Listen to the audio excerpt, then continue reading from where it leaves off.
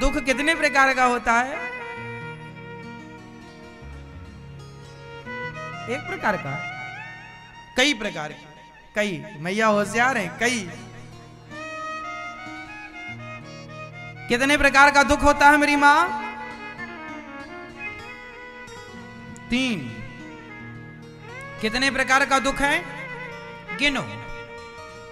हाँ, कोई तन दुखी,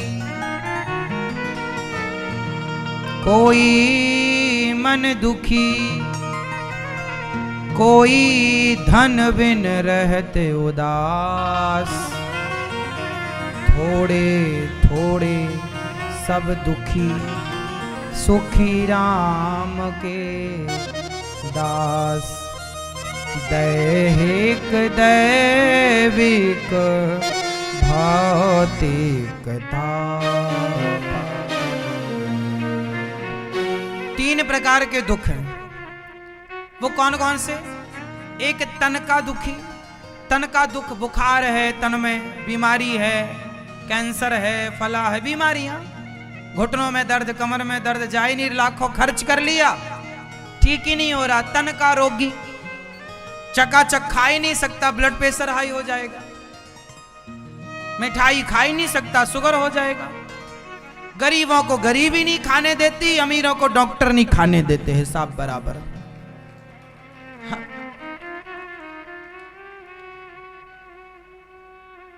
ये मत खाओ, वो मत खाओ, खाओगे तो मरोगे। कोई तन का दुखी, कोई मन का रोगी। मन के रोगी कौन है? पत्नी सुनती नहीं महाराज, रोज कहती है मैं मायके चली जाऊंगी, तुम देखते रही हो। वो पति बेचारा मन का रोगी है, बेटा नहीं सुनता, बड़ा टेंशन, बड़ा मन में पड़ता नहीं है, बड़ा टेंशन। ये टेंशन, ये डिप्रेशन, पूरी दुनिया आज डिप्रेशन से जूझ रही है। ये मानसिक रोग ही तो है, कोई उपचार नहीं है, जबरदस्ती दवाई टैबलेट खा मर रहे हैं लोग। कथा सुनो तो सारा डिप्रेशन दूर हो, सुनते ही नहीं।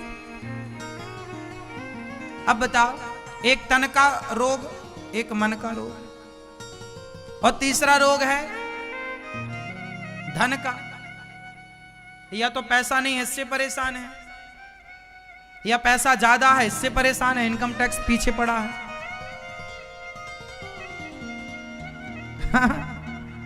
नहीं है वो भी परेशान, और ज्यादा है वो भी परेशान।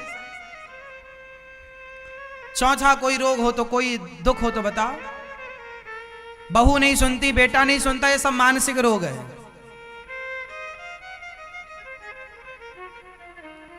ये बेफालतू वार्तालाप कर करके लोग रो रहे हैं, दुखी हैं, ये सब मानसिक रोग हैं। दैहिक, और स्पष्ट करता हूं, 3 दुख होते हैं। दैहिक, एक शरीर का दैहिक, जो शरीर से उत्पन्न हो रोग इत्यादि। दैहिक, दैविक, देवताओं के द्वारा दुख, अधिक ठंडी पड़ जाना, अधिक गर्मी पड़ जाना, गर्मी से मर गए, सर्दी से मर गए, किसानों के खेत में पाला पड़ गया, पाला मतलब बर्फ पड़ जाती है, फसल बर्बाद, बाढ़ आ गई, फसल बर्बाद। तो दैहिक, दैविक और भौतिक। भौतिक प्राणियों से एक्सीडेंट हो जाना, सांप का डस लेना, भौतिक प्राणियों से दर्द, ये 3 प्रकार के दुख होते हैं। दैहिक, दैविक, भौतिक। इन्हीं को और सरल तरीके से समझाने के लिए, तन दुखी, मन दुखी, धन दुखी, 3 ही दुख होते हैं, चौथा कोई दुख नहीं। इन 3 में ही सब कुछ समाया है। जैसे 7 स्वरों में पूरा संगीत समाया हुआ है, सारे गामा पाधा नहीं सा, आगे क्या है इसके, उसी तरह 3 दुख में सब कुछ। हर व्यक्ति का रोना 3 के भीतर ही रोना है। इसलिए जो भगवान के आश्रित है उन्हें ये तीनों दुख परेशान नहीं करते, और वरना भगवान से दूर हैं तो बहुत आदमी रोते ही रहता। तो जो भगवान के आश्रित है वो तीनों दुखों से बचा हुआ। ऐसे भगवान जो तापत्रय विनाशाय, ऐसे भगवान राधा सहित श्री कृष्ण की हम शरण ग्रहण करते हैं। यम प्रव्रजन्तमनुपेतमपेत कृत्यम द्वैपायनो विरह कातर्वा जुहाव पुत्रेति तन्मयतया तर्वोऽभिनेदुस् तं सर्वभूतहृदयं मुनिमानतोऽस्मि।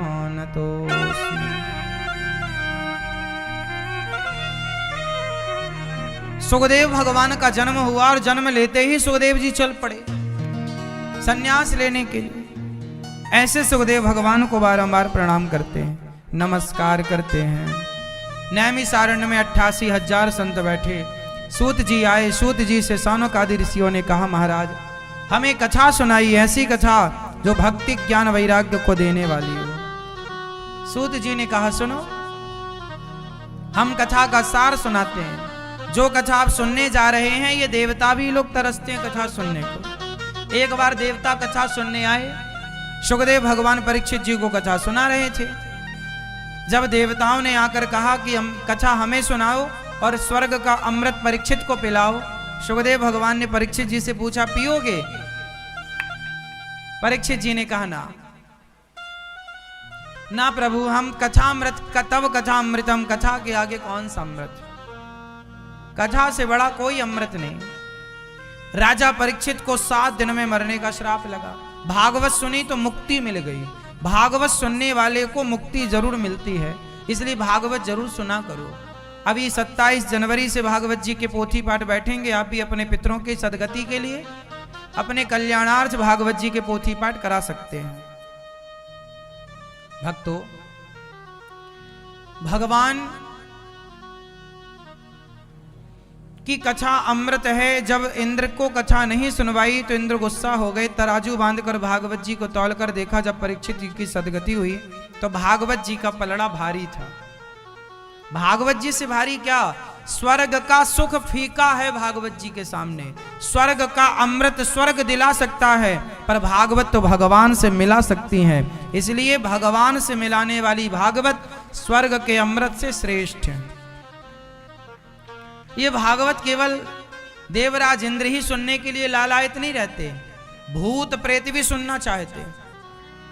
भागवत यदि आप अपने जीते जी ना सुन पाए और कोई मर कर के भूत प्रेत बन गया। भूत प्रेत कौन बनता है? जो अपने माँ बाप की सेवा नहीं करता वो भूत बनते हैं। जो सास ससुर की सेवा नहीं करती स्त्रियां, वो चुड़ैल बन जाती हैं। सास की सेवा करना खूब, वरना चुड़ैल बनोगी। हाँ, मैया देखो, सास बहू को कह रही है, सुन लो ध्यान से, करना सेवा वरना चुड़ैल बनोगी।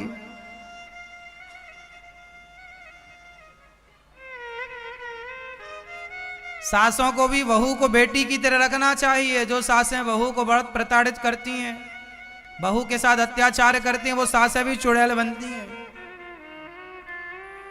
आप बहू भी देख सकती हैं सास की तरफ।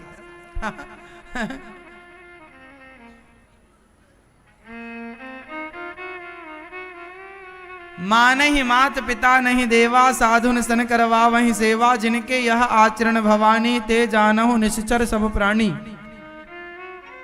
जो अपने माँ बाप की सेवा नहीं करते, निश्चित वो प्रेत योनि को प्राप्त होते हैं,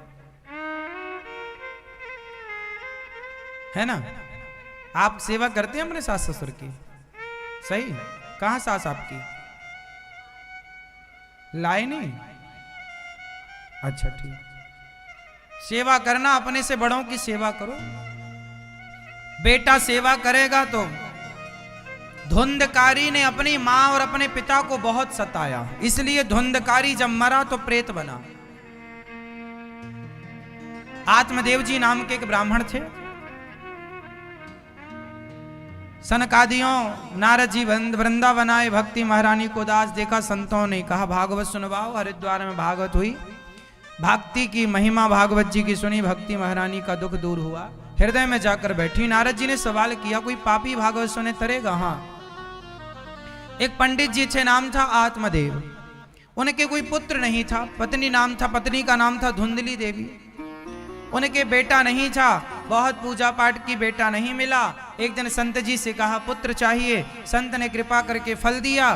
फल धुंधली ने खाया ही नहीं, बहन को, गाय को फल खिला दिया और बहन का बेटा पैसों से खरीद लिया। तो जो खरीदा हुआ बच्चा था उसी का नाम रखा धुंधकारी।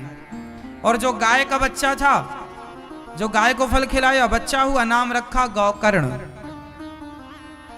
अब धुंधकारी बहन का बेटा था, बड़ा लाड़ प्यार किया, बड़ा हुआ तो बिगड़ गया। भाई ज्यादा लाड़ प्यार बिगाड़ता भी है, ये बात याद रखना चाहिए। बच्चों से लाड़ प्यार करना चाहिए, पर जरूरत से ज्यादा नहीं। आपका लाड़ प्यार बिगाड़ देगा। चाहे बेटा कितना सुंदर हो, चाहे बेटा कितना प्यारा हो, उसे सिर पर बिठाना ना चाहिए। और चाहे बेटी कितनी प्यारी हो, उसे घर घर घुमाना ना चाहिए। बेटे को सिर पर बिठाओगे बिगड़ जाएगा, बेटी को घर घर घुमाओगे बिगड़ जाएगी। बेटी को घर घर ना घुमाओ और बेटे को सिर पर ना चढ़ाओ, ये दोनों तब बिगड़ते हैं। जिसकी बेटी बिगड़ गई समझ लेना तुमने बहुत घुमाया होगा बेटी को, घर घर घुमाया होगा, खूब प्रदर्शन किया होगा उसका। पुराने लोग छिपा के क्यों रखते थे? कुछ चीजें छिपा के क्यों रखी जाती हैं? हाँ या ना? कुछ चीजें पर्दे के भीतर अच्छी लगती हैं। आपके घर में रुपया पैसा है तो कहां, बाहर रखते हो कि भीतर? बोलो, छिपा के रखते हो। किसी को पता भी नहीं लगने देते आपके कहां रखा है।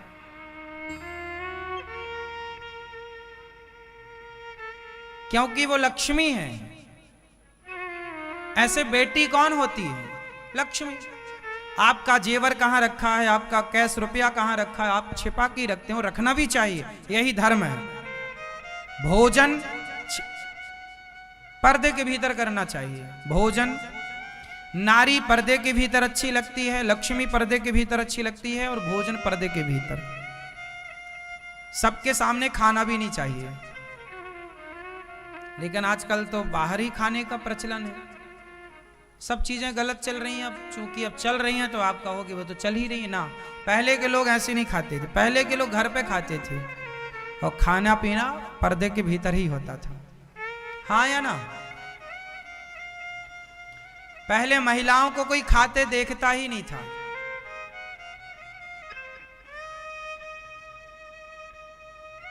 और पुरुष लोग भी अब तो बाहर खड़े होके लोग खाते हैं सब जगह। ठीक है, आज के हिसाब से अब इन चीजों पे बात करना भी ठीक नहीं है, क्योंकि अब हो ही नहीं सकता। पर जितना हो जाए उसे करो। अब हम लोग तो फॉलो करते हैं, बाहर नहीं खाते।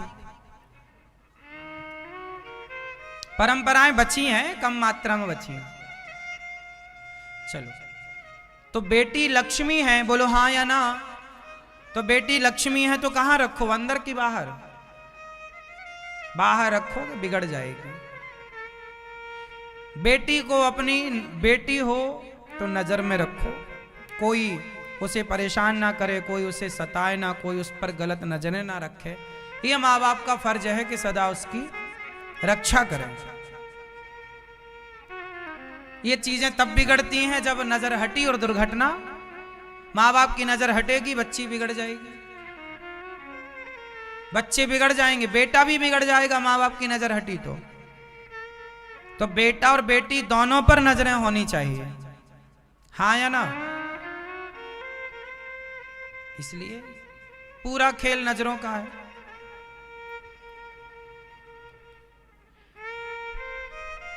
तो धुंधकारी बिगड़ गया, मां को बहुत सताया। पिता को बोला पैसे लाओ, पिता बोले सब तो तूने उड़ा दिया। बोले नहीं, पैसा चाहिए। पैसा पैसा, उसने बहुत पैसा मांगा।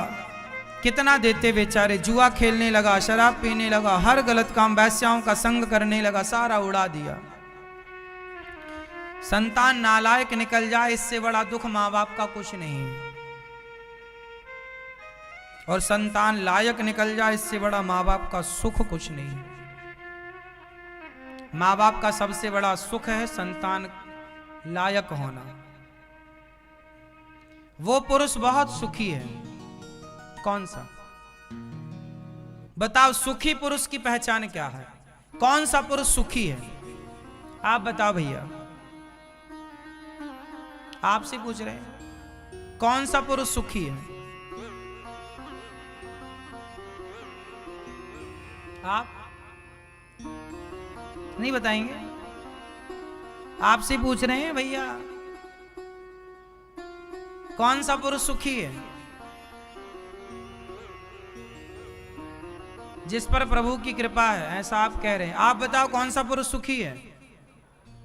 हाँ, क्या कह रहे हो, बोलो। आप बताओ कौन सा पुरुष सुखी है?